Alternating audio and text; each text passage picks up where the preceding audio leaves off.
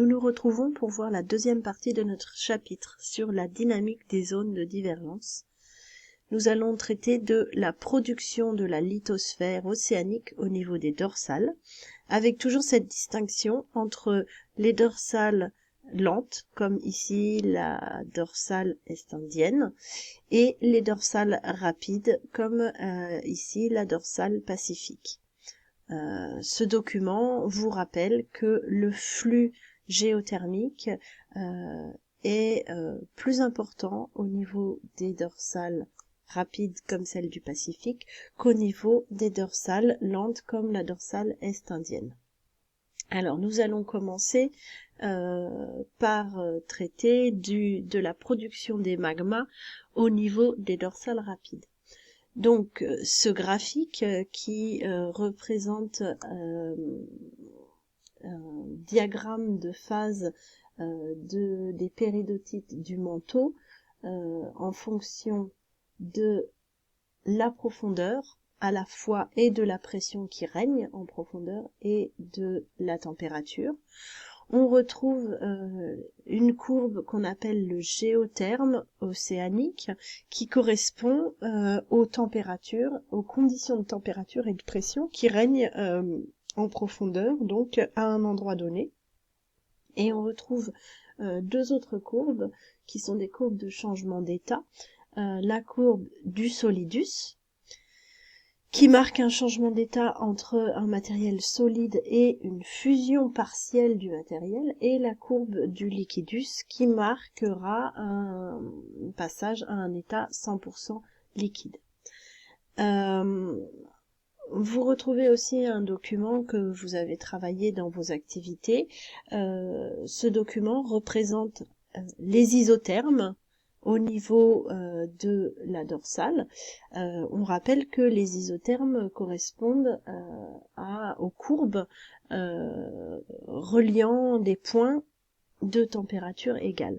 Et donc on s'aperçoit qu'au niveau de la dorsale, eh bien les isothermes, c'est-à-dire les courbes de température égale, remontent au niveau de la dorsale, que l'on peut matérialiser donc par cette flèche rouge qui remonte, ce qui fait que alors que à 1000 km de la dorsale, pour avoir une température de 1300 degrés, il faut descendre à 100 km de profondeur environ, et bien au niveau de la dorsale, cette température de 1300 degrés peut être atteinte à 20 km de profondeur.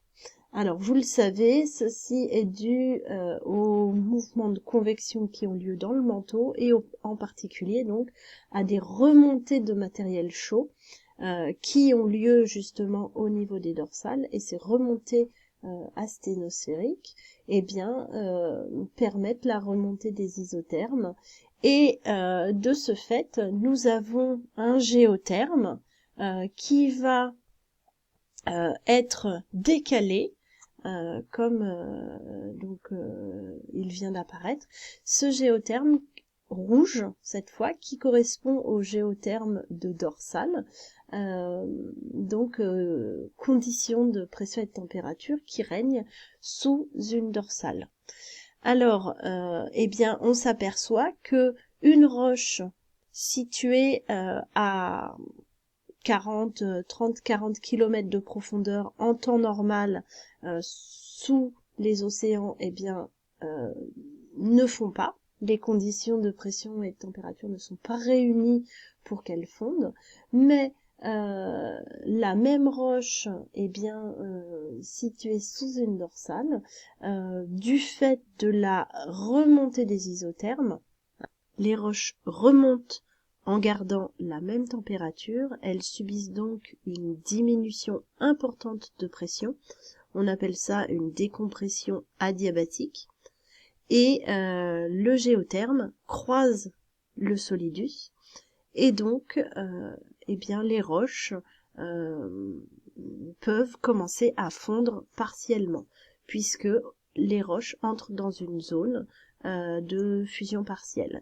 Et on peut même déterminer le taux de fusion partielle, hein, on est à un taux qui est supérieur à 15%. On est à un taux de fusion partielle entre 15 et 20% sous les dorsales rapides.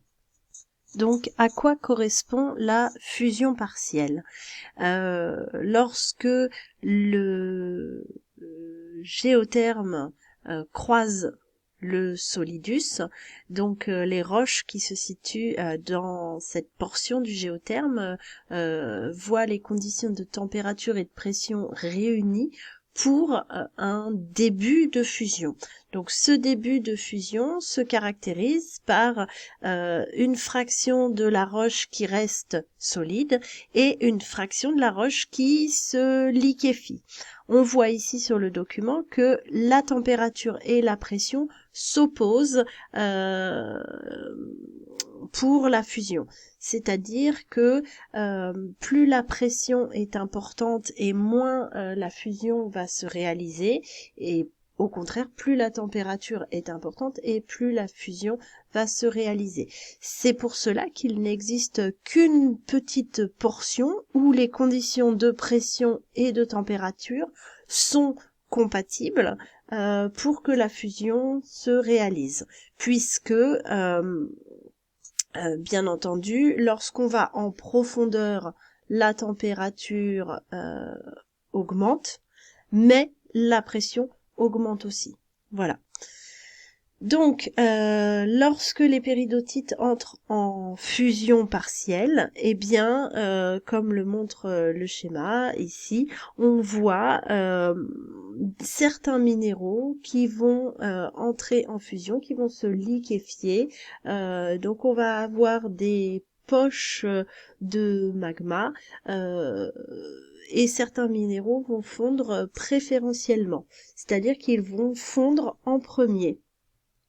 Alors, si on regarde le document suivant, si on considère une péridotite du manteau avec ses composants, eh bien, lors de la fusion partielle, certains composants vont fondre en premier et donc vont partir dans la phase liquide et eh bien, les autres composants vont rester dans la phase solide, ce qui va nous créer une différence de composition chimique entre le magma formé et la péridotite résiduelle, qui n'aura elle-même pas la même composition chimique que la péridotite initiale du manteau. À ceci va s'ajouter le phénomène de cristallisation fractionnée, puisque là encore, le magma, cette fois qui va refroidir, eh bien les minéraux ne vont pas tous refroidir en même temps. Nous avons certains minéraux qui vont refroidir en premier et cristalliser en premier. Il s'agit d'abord des olivines, et puis ensuite les pyroxènes, et ainsi de suite, ce qui va générer des roches, alors au départ pour les basaltes et les gabbros, et ce qui va générer des roches de composition chimique différente au fur et à mesure de la série de cristallisation fractionnée.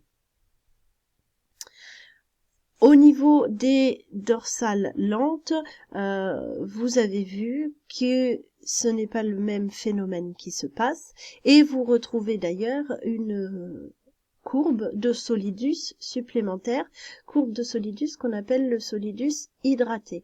En effet, rappelez-vous, on a vu qu'au niveau des dorsales lentes, on trouvait des péridotites serpentinisées, et donc ces péridotites serpentinisées contenaient des minéraux hydratés.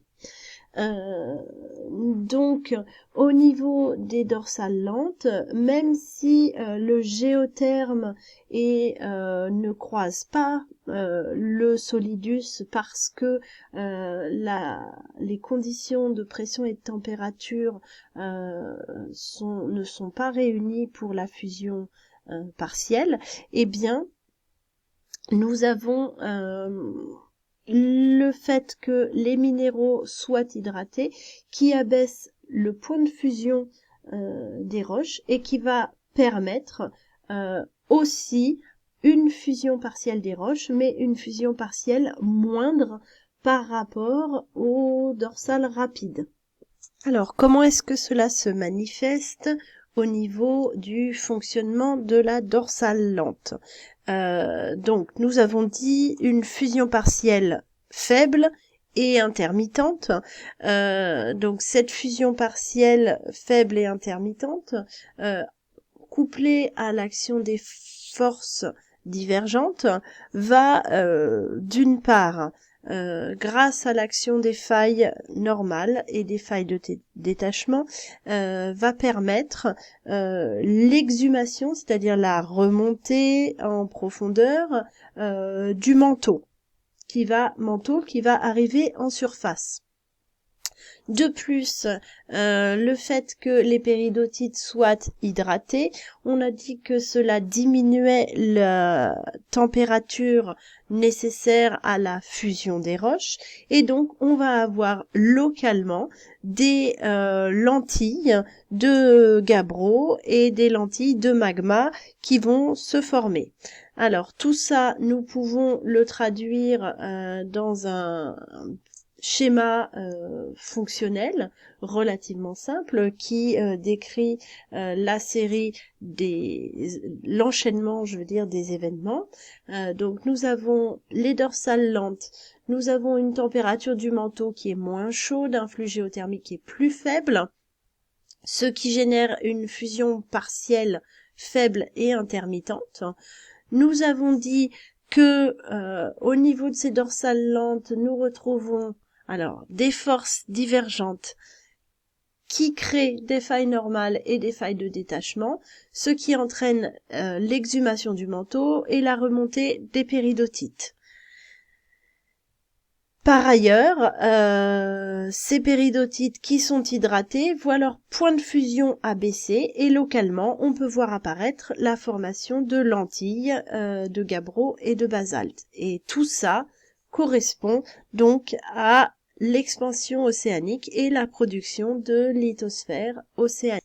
On peut regrouper toutes ces informations sur un schéma de comparaison des deux types de dorsales que je vais vous laisser faire sur votre cahier. Alors, vous avez les tracés qui apparaissent. Vous pouvez mettre pause pour prendre le temps de faire votre schéma. Donc, dorsale rapide à gauche, dorsale lente à droite. Tracé qu'on va ensuite coloriser pour distinguer les différents éléments. Et puis ensuite, on va faire apparaître peu à peu les légendes des éléments. Alors, on retrouve les forces divergentes de part et d'autre à chaque fois. On retrouve en violet la croûte océanique et en dessous en vert le manteau. On retrouve donc les chambres magmatiques et les zones de fusion partielle remontées de magma. On retrouve sur les dorsales lentes une fusion partielle moindre et des remontées donc de magma moindres avec seulement quelques zones de magma en fusion. Au niveau des légendes des éléments, donc en violet on a dit la croûte qui est limitée par le Mo, en vert le manteau, mais il faut distinguer aussi la limite correspondant à l'isotherme 1300 degrés, cet isotherme 1300 degrés qui limite la lithosphère au-dessus de l'isotherme 1300 de la sténosphère. Nous avons donc notre schéma bilan, structure et fonctionnement des deux types de dorsales pour une vitesse supérieure à 10 cm par an dans les dorsales rapides et une vitesse inférieure à 5 cm par an dans les dorsales lentes. Nous verrons dans une prochaine partie ce que devient la lithosphère océanique à la suite de sa formation. Merci.